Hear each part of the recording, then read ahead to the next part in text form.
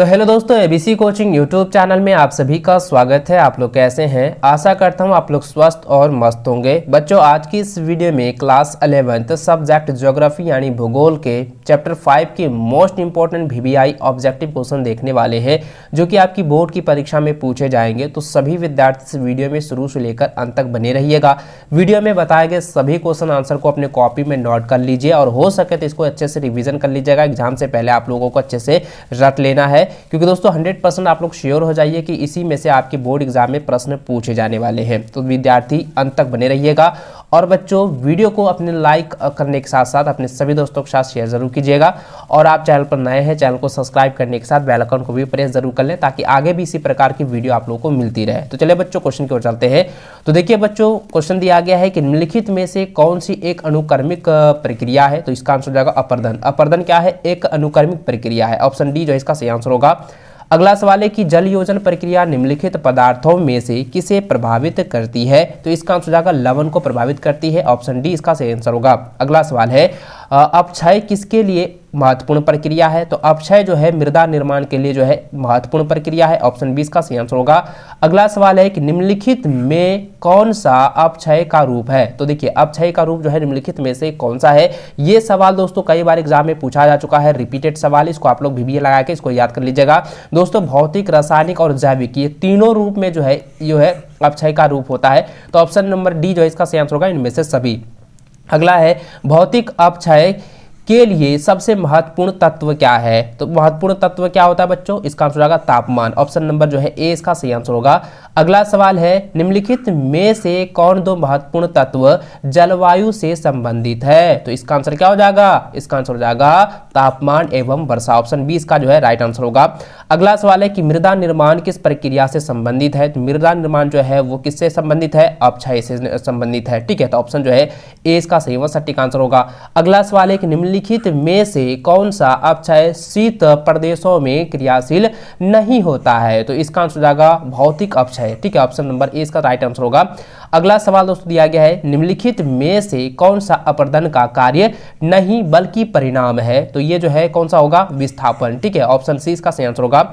अगला सवाल है कि ऑक्सीडेशन का सर्वाधिक प्रभाव निम्नलिखित में से किस पर होता है। तो सर्वाधिक प्रभाव जो है लौह खनिजों पर होता है। ऑप्शन नंबर जो है 20 का सही आंसर होगा।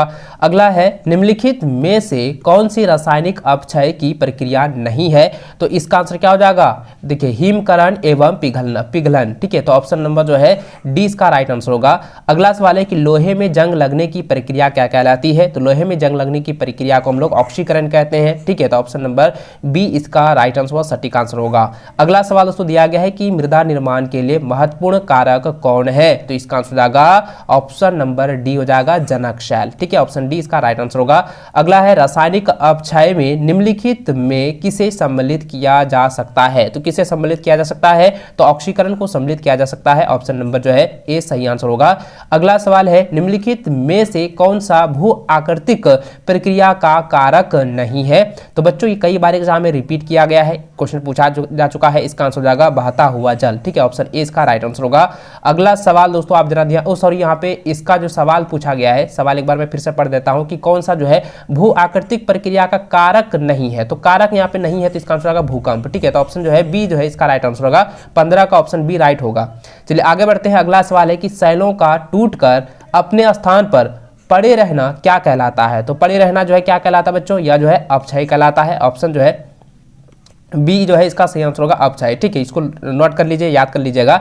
अगला सवाल है कि तल संतुलन बल के अंतर्गत किसे सम्मिलित किया जा सकता है। तो किसे सम्मिलित किया जा सकता है? तो बहिर्जनिक, ठीक है, बाहिर्जनिक बल को जो है सम्मिलित किया जा सकता है। ऑप्शन जो है 20 का राइट आंसर होगा। अगला सवाल है कि किस प्रकार की जलवायविक दशाओं में अपर्दन अत्यधिक तीव्र गति से होता है। तो अपर्दन जो है अत्यधिक तीव्र गति से किसमें होता है बच्चों? तो ये होता है गर्म एवं आर्द्र में। ठीक है, तो ऑप्शन नंबर ए जो है इसका सही आंसर होगा। अगला सवाल है कि धरातल पर अपर्दन के माध्यम से उच्च वावच के मध्य अंतर के कम होने को क्या कहा जाता है? तो मध्य अंतर को क्या कहा जाता है भाई? तो मध्य अंतर को जो है तल संतुलन कहा जाता है। ऑप्शन नंबर जो है ए इसका राइट आंसर होगा, सही आंसर होगा। चलिए आगे बढ़ते हैं। अगला सवाल दिया गया है कि स्थल रूपों को प्रभावित करने वाले बहिर्जनिक, ठीक है, बाहिर्जनिक बल के अंतर्गत किसे सम्मिलित नहीं करते हैं? तो किसे सम्मिलित नहीं किया जाता है? भूकंप को जो है सम्मिलित नहीं किया जाता है। ऑप्शन डी इसका राइट आंसर होगा। अगला सवाल है कि मौसम एवं वायुमंडल की क्रियाओं द्वारा कठोर चट्टानें अपनी संधियों के सहारे टुकड़ों में टूटकर छोटे छोटे कणों में बदल जाते हैं। यह प्रक्रिया क्या कहलाती है? तो यह प्रक्रिया को विखंडन कहते हैं। ऑप्शन नंबर ए इसका राइट आंसर होगा।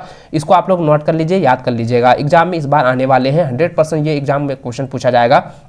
अगला सवाल है कि चट्टानों के खनिजों में जल के अवशोषण को क्या कहा जाता है? तो जल के अवशोषण को क्या कहा जाता है? तो जल योजन कहा जाता है। ऑप्शन ए इसका सही आंसर होगा। अगला है जैविक अपक्षय के अंतर्गत कौन सहायक नहीं होते हैं? तो दोस्तों ये जो है वनस्पति जो है सहायक नहीं होते हैं। ऑप्शन ए इसका सही आंसर होगा। अगला सवाल है, देख सकते हैं बहुत बार जो है ये क्वेश्चन जो है ना रिपीट किया हुआ है, ठीक है। देखिए ये जो है ना, सॉरी यहाँ पे जो 23 नंबर जो क्वेश्चन है इसको आप लोग ध्यान में रखेंगे। ये 23 नंबर क्वेश्चन जो है कई बार एग्जाम में पूछा जा चुका है, बहुत बार जो है ये क्वेश्चन जो है को रिपीट किया जा चुका है। एकदम आप लोगों को रट लेना है, बिंदास होकर एकदम रट लेना है। देखिए सवाल ये क्या है कि अपक्षय के अंतर्गत जो है कौन सहायक नहीं होते हैं? तो सहायक कौन सा नहीं होता है? वनस्पति, जल, जीव जंतु और मानवीय तो सहायक होते हैं, लेकिन जलवायु क्या होता है? सहायक नहीं होता है। तो ये ऑप्शन जो है डी ना इसका राइट आंसर होगा। आगे बढ़े। अगला सवाल है कि निम्नलिखित में से कौन सा जो है अंतर्जनित बलों का उदाहरण है? तो अंतर्जनित बलों का उदाहरण कौन सा हो जाएगा? ये हो जाएगा ज्वालामुखीता, ठीक है। ज्वालामुखीता जो है ये क्या है? अंतर्जनित बलों का उदाहरण है, ठीक है। तो ऑप्शन नंबर सी इसका सही आंसर होगा। आगे बढ़े। अगला सवाल दोस्तों देख सकते हैं 25 नंबर की, निम्नलिखित में से कौन सा बाहिर्जनिक बल नहीं है? तो बाहिर्जनिक बल कौन सा नहीं है? तो ज्वालामुखीता जो है बाहिर्जनिक बल का एक उदाहरण नहीं है। ऑप्शन ए इसका राइट आंसर होगा।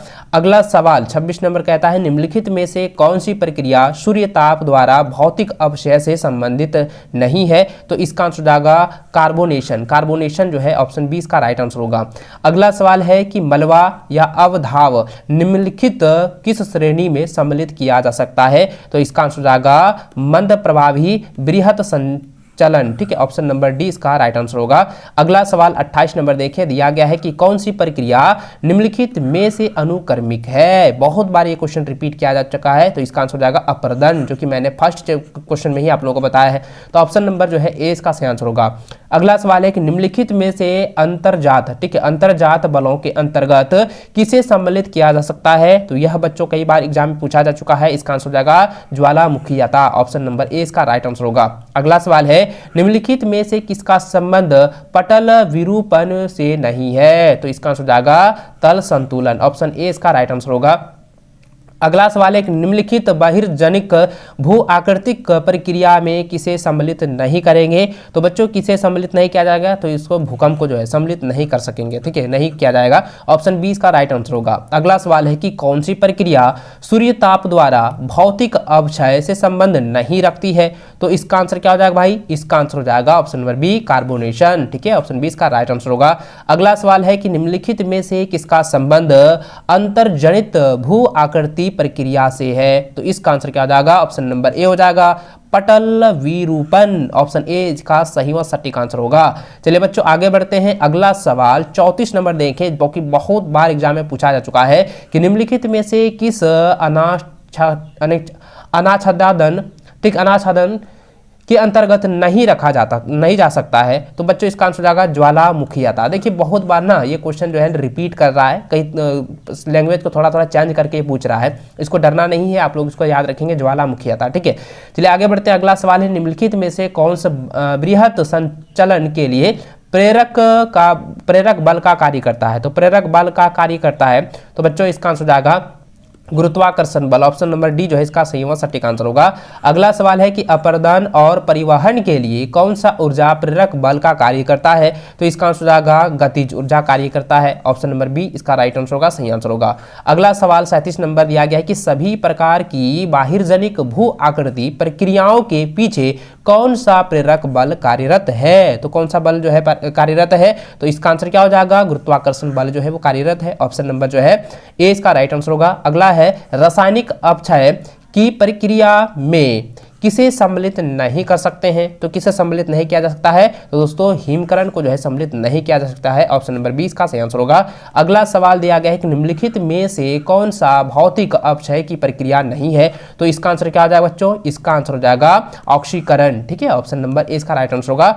अगला सवाल दिया गया है कि निम्नलिखित में से किसे वृहत संचलन के अंतर्गत सम्मिलित नहीं किया जाता है। तो इसका आंसर हो जाएगा विसर्पण। ठीक है, विसर्पण को जो है सम्मिलित नहीं किया जा सकता है। ऑप्शन ए इसका सही आंसर होगा। अगला सवाल है कि अपक्षय, जरा ध्यान दीजिएगा, बहुत बार एग्जाम में पूछा जा चुका है, रिपीटेड सवाल है कि अपक्षय के प्रमुख अभिकर्ता के रूप में निम्नलिखित में से किसे सम्मिलित कर सकते हैं। तो बच्चों इसका आंसर क्या हो जाएगा, ताप को जो है सम्मिलित कर सकते हैं। ऑप्शन नंबर ए इसका राइट आंसर होगा। अगला सवाल है कि मृदा के अध्ययन करने वाले विज्ञान को क्या कहते हैं, यानी कि मिट्टी को अध्ययन करने वाले विज्ञान को क्या कहा जाता है।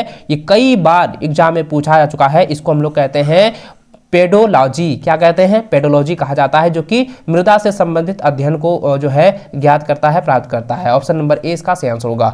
अगला सवाल दोस्तों दिया गया है कि निम्नलिखित में से किसे मृदा निर्माण के कारक में अंतर्गत शामिल कर सकते हैं। तो कई बार एग्जाम ये रिपीट किया हुआ है। इसका आंसर हो जाएगा, देखिए मूल पदार्थ, जैविक क्रियाएं और समय, ये तीनों हो जाएंगे, इसलिए इसका आंसर हो जाएगा उपयुक्त सभी हो जाएंगे। ऑप्शन डी इसका राइट आंसर होगा।